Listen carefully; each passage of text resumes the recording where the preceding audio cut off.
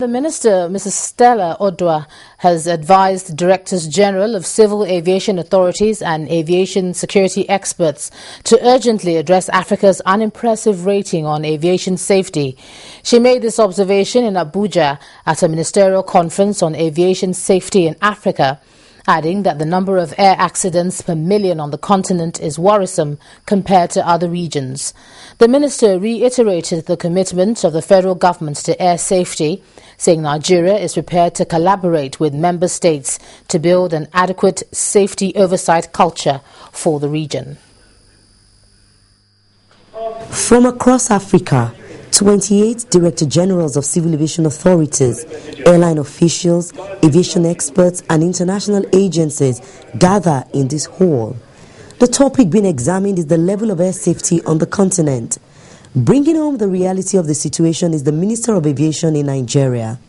Director Generals and other aviation experts, as you're all aware, Africa, based on the number of accidents per million departures, has a rather unimpressive rating on aviation safety compared to other regions. I have no doubt that as aviation experts, this situation is of great concern to all of you. It is this level of concern that must produce a greater commitment from all parties. It is clearly known that the development of air transport and the transition of users to continue monitoring approach have increased the responsibilities of the regulatory authorities. Therefore, more work is needed to enable a successful transition to a more proactive safety approach within Africa. Nigeria may have achieved a safer sky over the last 5 years. This is related to reforms associated with the passage of the 2006 Nigerian Civil Aviation Authority Act, making the regulator autonomous, and the Fleet Renewal Program.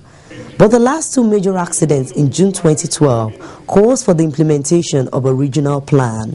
During the recently concluded African Safety Summit organized by ICAO and IATA, we together with other leading organizations such as AFRA, SECNA, Boyan Airports, adopted AFI 5-point safety improvement plan.